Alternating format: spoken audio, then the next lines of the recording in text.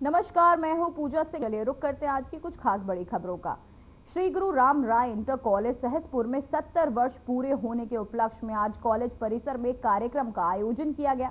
कार्यक्रम में बतौर मुख्य अतिथि पहुंचे मुख्यमंत्री पुष्कर सिंह धामी ने कॉलेज के शिक्षक और छात्रों को सम्मानित किया। इस दौरान मुख्यमंत्री पुष्कर सिंह धामी ने कहा कि प्रदेश में नकल और पेपर लीक होने के मामले में छात्रों का मनोबल टूट रहा है। सरकार ने नकल माफियाओं पर नकेल कसने के लिए नकल विरोधी कानून बनाया है। साथ ही जिसके बाद भी नकल का मामला सामने आ रहा है, सरकार ने बड़ी संख्या में नकल माफियाओं को जेल में भेजने का काम किया है। इस दौरान मुख्यमंत्री ने कहा कि सरकार शिक्षा के क्षेत्र में छात्रों को हर संभव सहयोग करने की कोशिश करेगी। कार्यक्रम के दौरान मुख्यमंत्री ने छात्र छात्राओं के बीच जाकर उनसे मुलाकात की, तो वहीं बच्चे मुख्यमंत्री से अपने बीच पाकर खुश हो गए।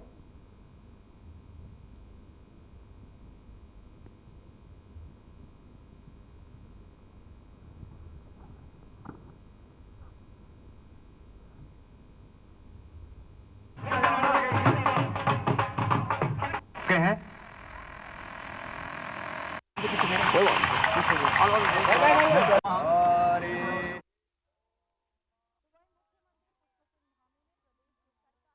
में पढ़ रहे छात्र छात्राओं को लैब ऑन व्हील्स के माध्यम से 9 मोबाइल साइंस लैब की सौगात दी।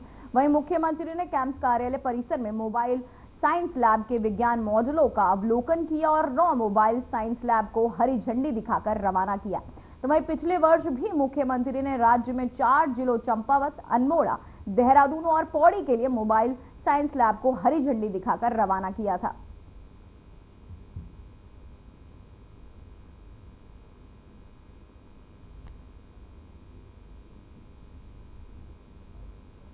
तो वही सामाजिक न्याय और अधिकारिता मंत्रालय के तहत देहरादून में आयोजित चिंतन शिविर 2025 से दूसरे दिन रचनात्मक संवाद, नीतिगत सामंजस्य और जमीनी स्तर पर बदलाव पर ध्यान केंद्रित किया गया।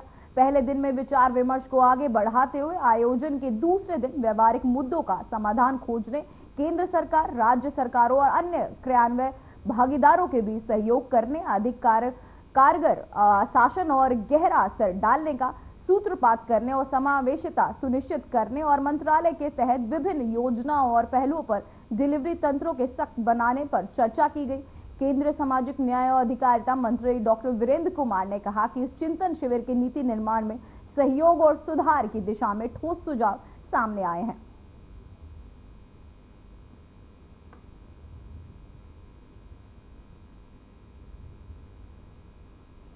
चिंतन शिविर 2025 का दूसरा दिन व्यवहारिक मुद्दों का हुआ समाधान। केंद्रीय डॉक्टर वीरेंद्र कुमार ने दिया बयान। चिंतन शिविर 2025 का दूसरा दिन, जहां व्यवहारिक मुद्दों का हुआ समाधान। साथ ही आपको बताते चले कि केंद्रीय मंत्री डॉक्टर वीरेंद्र कुमार ने दिया बयान। चिंतन शिविर 2025 का दूसरा दिन। उनके आर्थिक, सामाजिक, शैक्षिक सशक्तिकरण के लिए प्रतिबद्धता के साथ में आगे बढ़ रहे हैं। उन बच्चों को जब वो बच्चे अपना गीत यहाँ पर प्रस्तुत कर रहे थे, कल भी का कार्यक्रम में वहाँ के बच्चों को बुलाया था और उन बच्चों ने बड़ी बहुत प्रस्तुति यहाँ की थी। आज जब वो बच्चे उन्होंने जब वो गीत प्रस्तुत किया, पापा कहते हैं बड़ा नाम करेगा, इतने छोटे छोटे मासूम बच्चे, उनका गला इतना मधुर, उस गले में इतनी मिठास। यहाँ पर जितने भी यहाँ पर बंधु बैठे हुए, बहने यहाँ पर बैठे हुए, सबके सब उस समय मंत्रमुग्ध होके हाल पूरी तरह से शांत हो गया। निस्तब्धता यहाँ पर आ गई थी। उन बच्चों में प्रतिभा की कमी नहीं है। अगर भगवान ने उनसे कोई एक चीज अगर उनके अंदर कम रखी है, तो उनके अंदर कई तरह की चीजों को आगे बढ़ाया। तो वहीं रुद्रप्रयाग जनपद के प्रसिद्ध धार्मिक स्थल कौंच पर्वत पर स्थित भगवान कार्तिक स्वामी के मंदिर में इस वर्ष भी एक विशेष धार्मिक आयोजन होने जा रहा है। 12 मई को मंदिर परिसर में 108 बालमपुरी शंख पूजा का और हवन भव्य आयोजन किया जाएगा। इस कार्यक्रम का आयोजन पर्यटन विकास प्रसिद्ध उत्तराखंड जिला प्रशासन और मंदिर समिति के संयुक्त तत्वाधान में किया जा रहा है। इसमें तमिलनाडु के प्रमुख मंदिरों की आपको बताते चले कि मंदिरों के शिवाचार्य शामिल होंगे।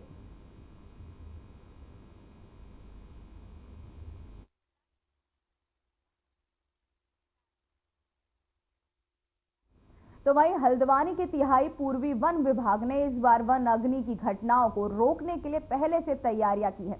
डीएफओ हिमांशु बागड़ी ने बताया कि क्षेत्रीय गोष्ठियों में माध्यम से लोगों में आग के बचाव के लिए जागरूक किया जा रहा है। वहीं 53 क्रूज स्टेशनों पर 3 फायर वॉचर और फॉरेस्ट गार्ड तैनात किए गए हैं। इसके अलावा कर्मचारियों को आग बुझाने के आधुनिक उपकरण जैसे आग न लगने वाले जूते, चश्मा और अन्य इक्विपमेंट भी दिए जाएंगे।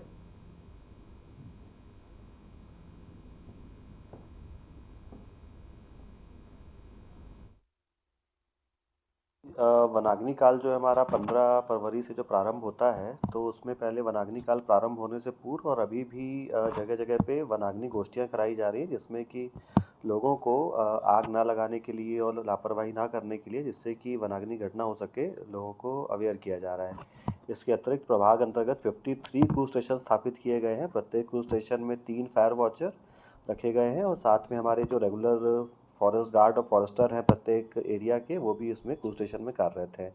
तो इस प्रकार 159 फायर वॉचर हैं प्रभाग अंतर्गत रखे गए हैं। उक्त के अतिरिक्त जो संसाधनों के फॉर्म में हमने कुछ फायर ब्लोअर वगैरह लोगों को क्रूज स्टेशन में दिए हुए हैं, फायर रेक्स वगैरह दिए हैं। इस बार कुछ फायर प्रोटेक्टिव सूट्स भी हैं जो लोगों को स्टाफ को डिस्ट्रीब्यूट किया गया है। साथ ही कुछ हमारे गॉगल्स होते हैं जिससे कि आग बुझाने में काम आता है, जिससे आंखों में धुआं नहीं जाता, उस प्रकार के कुछ आधुनिक उपकरण भी स्टाफ को दिए गए हैं।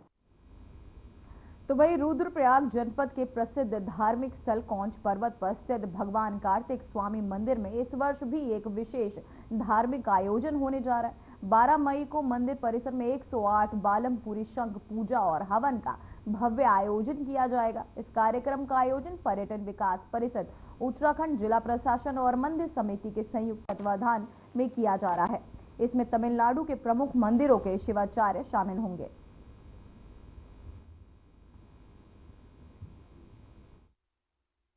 देखो, भारत जैसे 2023 और 2024 में हमने यहाँ पे कार्यक्रम किया था, जिसमें तमिलनाडु के जो कार्तिक स्वामी यानी मुरुगन स्वामी के जो 6 मठ है, वहाँ से आदिनम को हमने इनवाइट किया था और यहाँ पे षणमुख अर्चना यानी महायज्ञ किया था। उसी तर्ज पे इस साल भी 12 मई को ये कार्यक्रम आयोजित करने जा रहे हैं और इस साल वो कार्यक्रम का स्वरूप थोड़ा और भव्य होगा। तो उसी संदर्भ में आज हमने निरीक्षण किया है और साथ में इस गांव के प्रधान जी भी है, हमारे डीटीडी ऑफिसर भी है, तो जो आवश्यक दिशा निर्देश है उनको दिए हैं हमने। तो वहीं खबर पौड़ी से है, जहां विश्व स्वास्थ्य दिवस के अवसर पर तहसील परिसर में स्वास्थ्य विभाग के तहत एक स्वास्थ्य शिविर का आयोजन किया गया। शिविर में निःशुल्क रक्त, बीपी, आंखों और कानों की जांच की गई। जिला विद्युत सेवा प्राधिकरण के सचिव अकरम अली ने भी अपनी जांच करवाई और लोगों से अपील की कि इस शिविर का लाभ उठाएं। तो वहीं मुख्य चिकित्सा अधिकारी डॉक्टर पारुल ने बताया कि सभी जांच निःशुल्क हैं।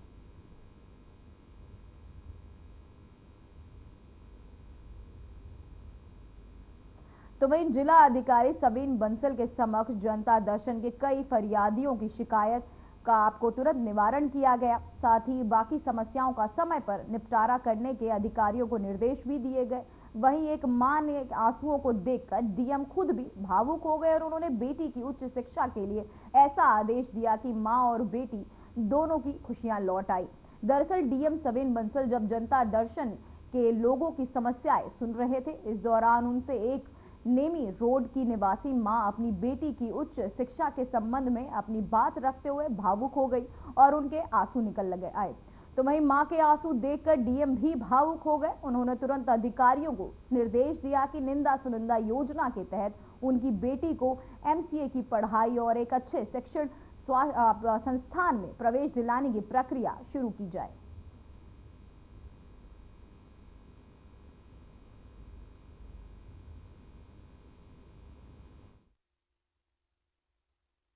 जिलाधिकारी को जल्दी में नहीं लेना चाहिए, क्योंकि बोर्ड के चुनाव तुरंत होने जा रहे हैं।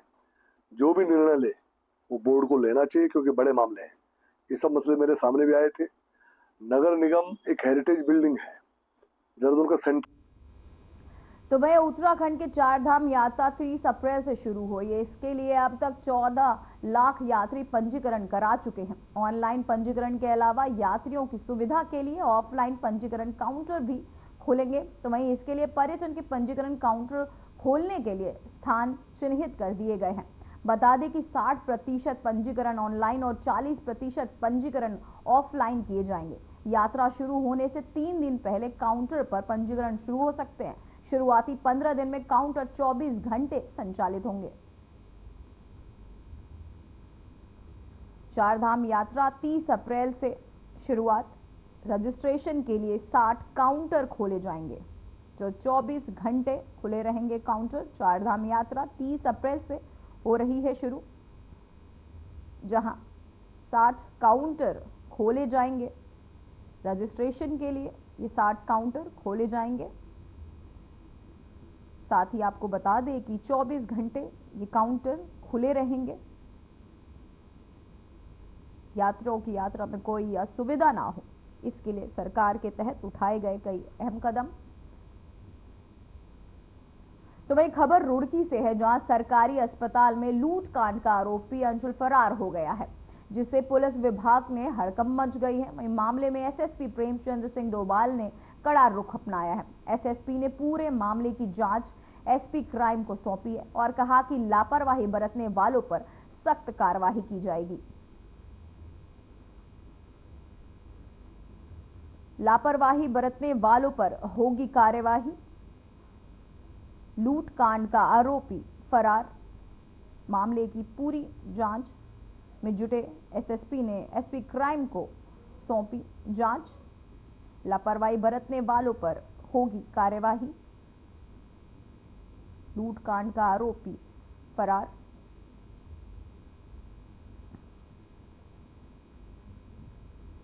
तो वहीं अहमदाबाद की कांग्रेस विस्तारण कार्य समिति की 2 दिवसीय बैठक और महाअधिवेशन आज से शुरू हो रहा है। इस बैठक में प्रदेश अध्यक्ष करण महरा, पूर्व मुख्यमंत्री हरीश रावत, नेता प्रतिपक्ष यशपाल आर्य, पूर्व अध्यक्ष गणेश गोदियाल और अन्य नेता भाग लेंगे। पार्टी प्रवक्ता शीशपाल भिष्ट ने मुताबिक इस अधिवेशन में ज्वलंत मुद्दों पर चर्चा होगी। करण महरा ने अपने बयान में कहा कि हमारा लक्ष्य डीसीसी को मजबूत करने का है, जिसे लेकर सभी उत्साहित है। हम चाहते हैं कि गुजरात में कांग्रेस मजबूत हो और आरएसएस बीजेपी के द्वारा फैलाए गए भ्रम को तोड़कर आगे बढ़े।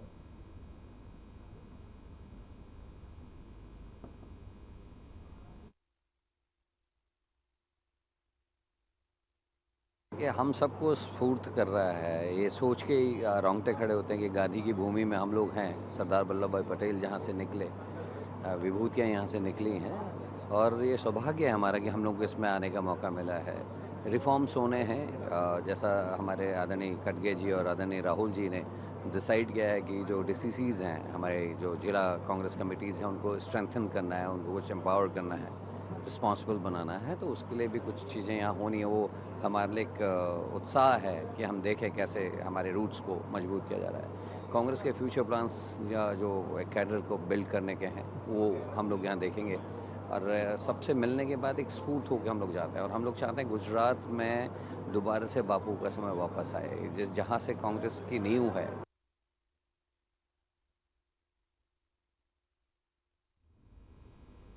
तो वहीं विधानसभा बजट सत्र के दौरान कांग्रेस विधायक मदन सिंह भिष्ट ने एक बार फिर चर्चा में है। इस बार उनका तेवर कुछ अलग था, जिसके चलते कांग्रेस की टेंशन बढ़ गई और बीजेपी इसे मुद्दा बना रही है। दरअसल मदन भिष्ट ने सीएम पुष्कर सिंह धामी को 6 सूत्रीय मांग पत्र सौंपा था, जिसके बाद सीएम धामी ने बिना किसी विचार विमर्श के योजनाओं की घोषणा की। इसमें खुश होकर मदन भिष्ट ने माइक संभाला और सीएम धामी के समर्थन में न केवल खुद सीएम धामी जिंदाबाद के नारे लगाए, बल्कि जनता से भी ये नारे लगवाए। ये घटना जब देहरादून पहुंची तो कांग्रेस ने मदन भिष्ट का बचाव किया। कांग्रेस के नेताओं का कहना था कि अगर किसी विधायक ने मुख्यमंत्री के समर्थन में नारे लगाए तो इसमें कोई गलत बात नहीं है, क्योंकि सीएम केवल बीजेपी के नहीं बल्कि प्रदेश के भी सभी लोगों के सीएम है। इस बयान ने कांग्रेस में हलचल मचाई और बीजेपी से राजनीतिक लाभ के लिए भुनाने में जुट गई है।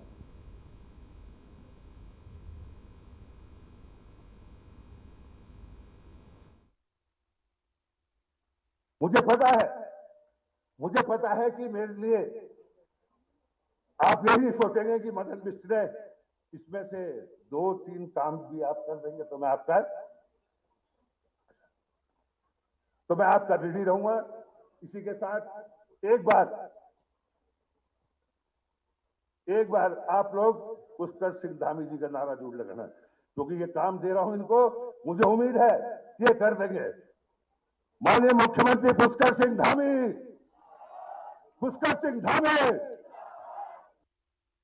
उत्तराखंड कांग्रेस के मेरे सम्मानित विधायक द्वाराहाट से श्री मदन सिंह बिष्ट जी का एक वीडियो सोशल मीडिया पर खूब वायरल हो रहा है, जिसमें वो मुख्यमंत्री पुष्कर सिंह धामी की जिंदाबाद करते हुए देखे जा सकते हैं।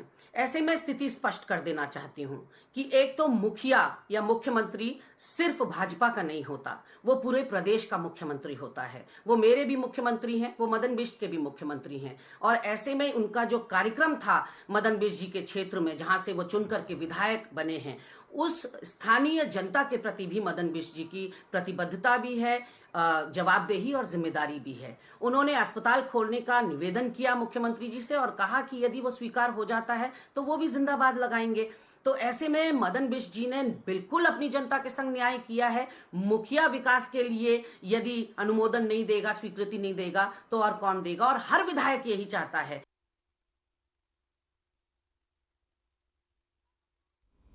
तो वहीं कांग्रेस प्रदेश अध्यक्ष करण महरा ने सरकार पर तीखा हमला किया। दरअसल ग्राम विकास और पलायन निवारण आयोग ने हाल ही में एक सर्वे रिपोर्ट प्रदेश सरकार को सौंपी है, जिसमें बताया गया है कि प्रदेश में 11,049 प्राथमिक स्कूलों की भी एक शिक्षण नहीं है। इस पर महरा ने कहा कि प्रदेश में स्वास्थ्य और शिक्षा की स्थिति बेहद खराब है। साथ ही आरोप लगाया कि प्रधानमंत्री और मुख्यमंत्री, आपको बताते चले कि साथ ही उन्होंने आरोप लगाया कि प्रधानमंत्री और मुख्यमंत्री धामी के शासन में देहरादून के 100 से ज्यादा स्कूलों में शौचालय नहीं है।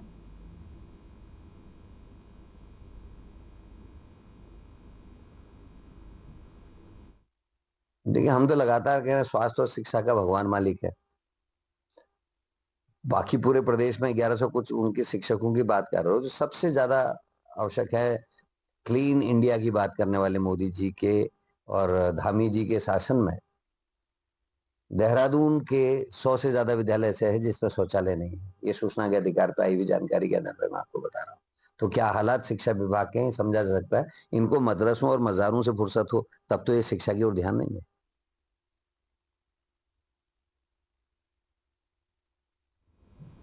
तो वहीं गढ़वाल सांसद अनिल बलूनी ने ऋषिकेश कर्णप्रयाग रेलवे लाइन का निरीक्षण किया और कार्यदाही संस्था अधिकारियों, कर्मचारियों और इंजीनियरों से वार्ता की।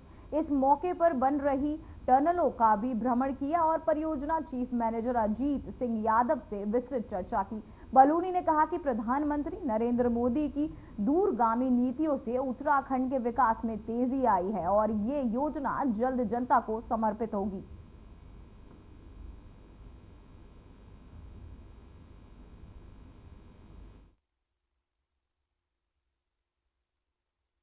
आज ऋषिकेश कर्णप्रयाग रेल मार्ग पे जो पूरा प्रोजेक्ट है, इसकी तमाम अधिकारियों के साथ बैठ के समीक्षा की और कई टनलों में जाकर निरीक्षण भी किया। जो वहाँ अधिकारी काम कर रहे हैं, जो हमारे इंजीनियर्स काम कर रहे हैं, जो कर्मचारी काम कर रहे हैं, उनसे भी काफ़ी देर बातचीत की और उनसे भी उनकी बातें, उनकी परेशानियों के बारे में बातचीत की। निश्चित तौर पे जब हम रेल मार्ग की बात करते हैं, ऋषिकेश कर्णप्रयाग रेल मार्ग की बात करते हैं, तो सुनने में ऐसा नहीं लगता, लेकिन जब आप टनलों के अंदर जाओ, जब जहाँ जिस प्रकार से काम हो रहा है उसको देखो, तब समझ आता है कि इसकी भव्यता और इसकी विशालता को समझ आता है। और निश्चित तौर पे इस पूरे प्रोजेक्ट को जब आप देखते हैं तब लगता है कि वाकई मोदी जी का प्रधानमंत्रित्व काल ही है, जिसमें इतना बड़ा प्रोजेक्ट हमारे उत्तराखंड की जनता को मिला है। और एक ऐसा प्रोजेक्ट जब ये पूरा हो जाएगा तो पूरे गढ़वाल लोकसभा ही नहीं, पूरे उत्तराखंड की आर्थिकी पे प्रभाव पड़ेगा। इसलिए ये प्रोजेक्ट वाकई बहुत महत्वपूर्ण प्रोजेक्ट है। आज तमाम अधिकारियों के साथ बैठ के ये चर्चा हुई है कि हर 3 महीने के बाद हम लोग समीक्षा करेंगे कितना जल्दी काम करना है, कितना तेजी के साथ काम को और आगे बढ़ाना है। जल्दी से जल्दी उत्तराखंड की जनता को ये लोकार्पित हो सके, उनको मिल सके, इसके लिए हम आगे प्रयास तेज करेंगे।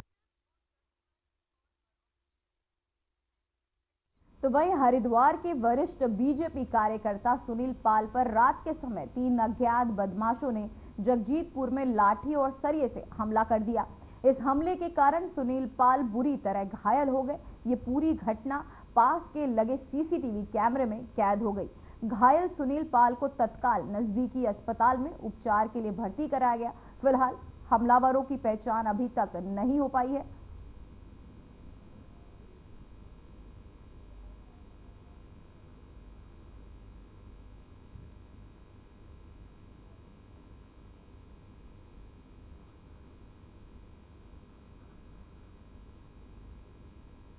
तो वहीं उत्तराखंड में आज से हेली सेवा की बुकिंग शुरू हो चुकी है। इसके साथ ही देश में साइबर ठग के एक्टिव होने का खतरा भी मंडरा रहा है। बता दें कि हर साल हेली सेवा का लाभ लेने वाले अधिकांश पर्यटक ठगी का शिकार हो जाते हैं। उनसे हजारों रुपए लिए जाते हैं और उन्हें फर्जी टिकट बेच दी जाती है। वहीं अब इस पर रोक लगाने के लिए इस बार पहले से ही साइबर थाने में 4 लोगों की टीम गठित कर दी गई है। टीम का पर्यवेक्षक और सीईओ साइबर आपको बताते हैं अंकुश मिश्रा करेंगे। वहीं साल 2023 में इस तरह की ठगी से जुड़े 40 से ज्यादा केस प्रदेश के कई थानों में दर्ज किए गए हैं। ठगी का शिकार होने वालों में अधिकतर लोग उत्तराखंड के बाहर के ही थे। वहीं असल वेबसाइट में मिलती जुलती वेबसाइट बनाकर लोगों को ठगी का शिकार बनाया जाता है।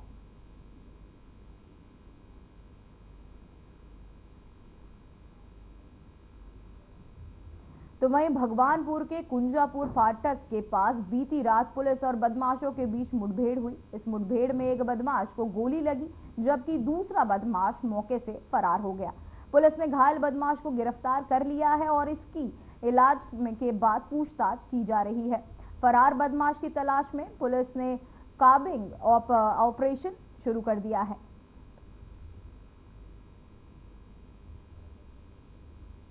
तो वहीं देहरादून के शिमला बाईपास पर सिंधनीवाला में बस और लोडर ऑटो के बीच भीषण टक्कर हो गई। इस दौरान लोडर सड़क से नीचे पलट गया, जबकि बस सड़क पर ही पलट गई। हादसे में 14 लोग घायल हो गए, जबकि 2 की मौत हो गई। इसमें एक बच्चा भी शामिल है। बस विकासनगर से देहरादून आ रही थी। वहीं गंभीर घायलों को ग्राफिक एरा अस्पताल ले जाया गया। पुलिस मामले की जांच में जुटी है।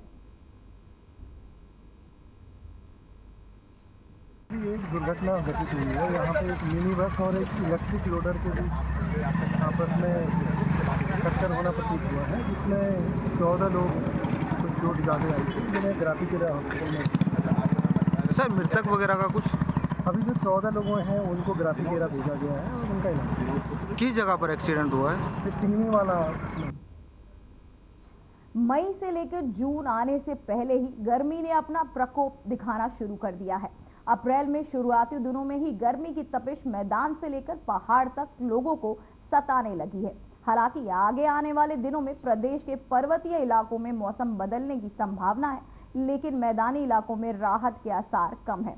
आईएमडी के अनुसार उत्तरकाशी, चमोली और पिथौरागढ़ जिले के कुछ इलाकों में हल्की बारिश होने की आशंका है, जबकि अन्य जिलों में मौसम शुष्क बन रहेगा। वहीं आने वाले दिनों की बात करें तो पर्वतीय इलाकों में 11 अप्रैल तक मौसम बिगड़ने के आसार हैं। हल्की बारिश होने की आशंका आईएमडी के अनुसार। तो वहीं मैदानी क्षेत्रों के साथ पहाड़ों पर गर्मी बनी हुई है। पर्वतीय इलाकों में मिल सकती है राहत, हल्की बारिश होने की संभावना। वहीं आपको बताते चले, गर्मी से अब मैदानी इलाकों के अलावा पहाड़ी इलाकों में भी लोग परेशान। पर्वतीय इलाकों को मिल सकती है राहत, हल्की बारिश होने की आशंका।